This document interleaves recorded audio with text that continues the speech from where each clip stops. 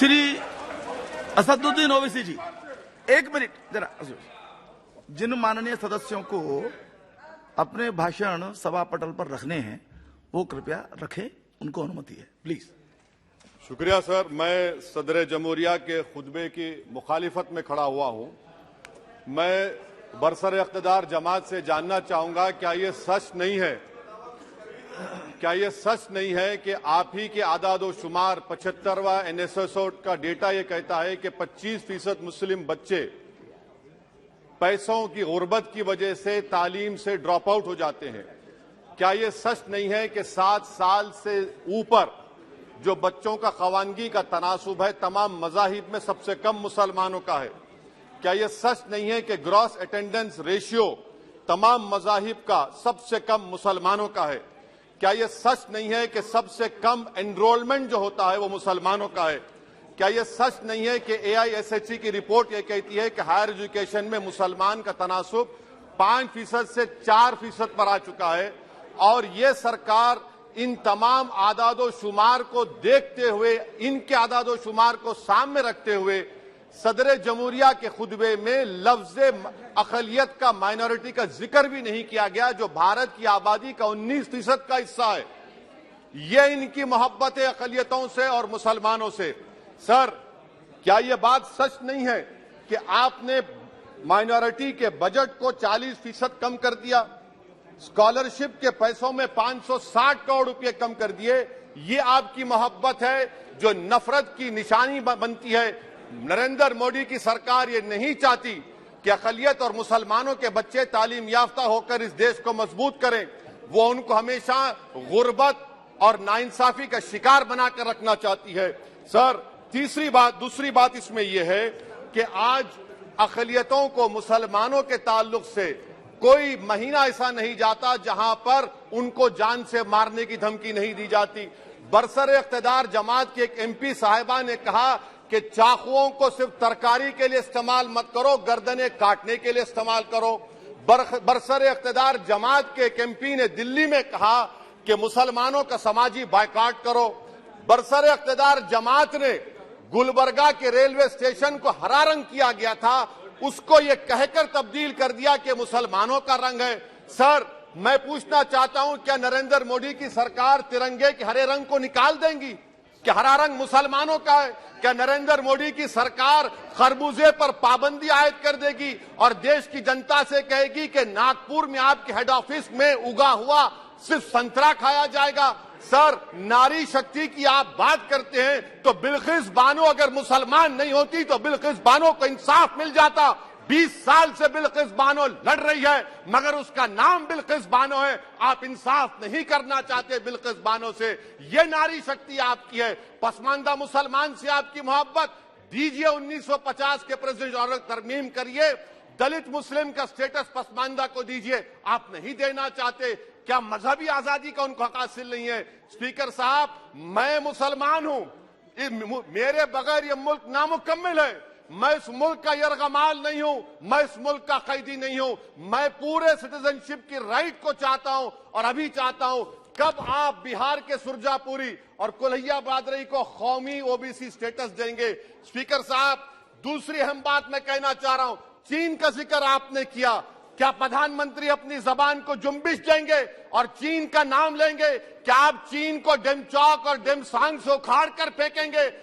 DGP conference में chairman साहब कहा गया कि 65 पेट्रोलिंग पॉइंट में से 26 पेट्रोलिंग पॉइंट पर भारत की फौज पेट्रोलिंग नहीं कर सकती है। चीन से आप डरते हैं। अरे, डिसएंगेजमेंट हुआ तो डी-एस्केलेशन कब होगा, डी इंडक्शन कब होगा? चीन से आप डरते हैं। 3 साल से चेयरमैन साहब 50,000 भारत की फौज हजारों फीट चोटियों पर बर्फ में खड़ी हुई है। देश के प्रधानमंत्री को क्या भारत की आवाम पर भरोसा नहीं है? भारत की फौज पर भरोसा नहीं है? अरे, चीन का नाम लीजिए वजीर आजम, डरिए मत चीन से। तीसरी पॉइंट सर, हमारे कानून के मंत्री चले गए। पैराग्राफ 79 और 82 में बेसिक स्ट्रक्चर पर, आईनी ओहदों पर बैठे हुए लोग बेसिक स्ट्रक्चर पर तनकीद करते हैं, लॉ मिनिस्टर कॉलेजियम पर तनकीद करते हैं। इस ऐवान में जब NJSE का बिल आया मैं वाहिद एमपी था, अब याद होगा आपको, जो मैंने कहा था कि भारत के संविधान के खिलाफ होगा बेसिक स्ट्रक्चर के। इंदिरा गांधी से सबक हासिल करना चाहिए। इंदिरा गांधी कहती थी कि जुडिशियरी मेरी पाबंद होना, अब नरेंद्र मोदी कहते हैं कि जुडिशियरी मेरी वफादार होना।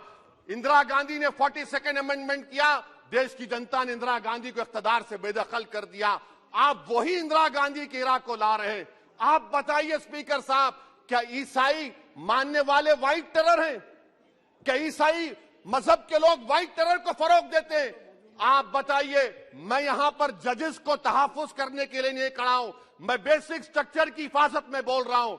मैं अदलिया की आजादी के लिए खड़ा हूं, मैं एग्जीक्यूटिव की आजादी के लिए खड़ा हूं, लेजिस्लेचर की आजादी के लिए खड़ा हूं। चेयरमैन साहब, कोर्ट का काम ये नहीं है, जजेस का काम ये नहीं है कि नरेंद्र मोदी सरकार की मदद करे। अदलिया का काम यह है कि इस देश की कमजोर और मजलूम आवाम से इंसाफ किया जाए। चौथा पॉइंट स्पीकर साहब, यहां पर एक बड़े सरमाएदार का जिक्र किया गया है। क्या यह बात सच नहीं कि कांग्रेस और बीजेपी ने ओलिगार्क्स को पैदा किया?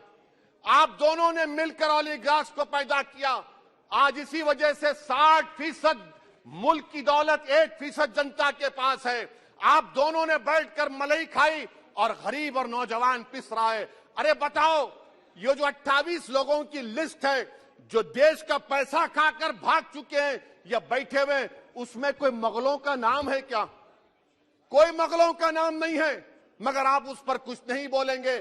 संडेसरास कंपनी है, 15,000 करोड़ नाइजीरिया और केनिया की कोर्ट में जाकर कहती हैं कि हम हिंदू हैं, भारत को आएंगे तो परसिक्यूशन होगा। आपने कोर्ट में कुछ नहीं कहा, वहां पर एसआईटी आपने बनाई। मगर शुक्र है, मैं लाइटर वेन में कह रहा हूं कि हाइडनबर्ग अगर यहां होता तो यूएपीए लग जाता उस पर।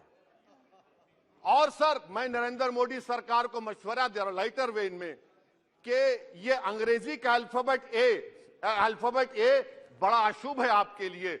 AA को आपने कहा कि बेटा फाइटर एयरक्राफ्ट बना, बैंकरप्ट हो गया। अब कैपिटल ए को आपने 17 इंडस्ट्री दे दिए, हम पूरे विश्व में मार्केट कैप हमारा 5वें नंबर पर आ गया। सर, देश के प्रधानमंत्री से बताना चाह रहा हूं कि वजीर दाखिला का नाम भी ए से शुरू होता है। मैं खत्म कर रहा हूं। मैं स्पीकर चेयरमैन साहब, मैं सरकार से पूछना चाह रहा हूं कि क्या जनवरी 2024 और फरवरी में क्या ये सरकार थर्मो न्यूक्लियर ब्लास्ट करने जा रही है? क्या आपने हमारे अतराफ में देख लिया कि उसके अवाक़िब और नताइज क्या निकलने वाले हैं? चेयरमैन साहब, मैं आपको बता रहा हूं कि चीन के बारे में क्या हमको बीबीसी की की रिपोर्टिंग की जरूरत पड़ेगी, जिस तरह 2002 गुजरात के बारे में कहा गया। स्पीकर साहब, अकलियतों के बारे में, मुसलमानों के बारे में एक शायर ने कहा था, आग से आग बुझाने को कहा जाता है, जख्म पे जख्म खाने को कहा जाता है। हम वफादार है बताने के लिए, हमको अपना सर कटाने के लिए कहा जाता है। सर, देश के प्रधानमंत्री पूरे फॉरेन टूर में जाते हैं, वहां पर गांधी का नाम लेते हैं।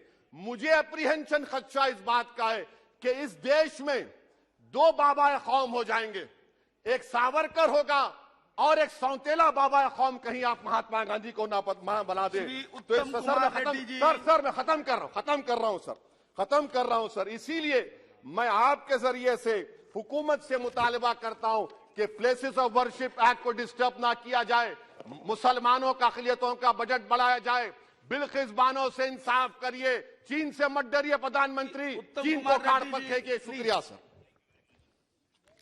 सीमित समय लीजिए प्लीज, क्योंकि रिप्लाई भी होने आपको पता है।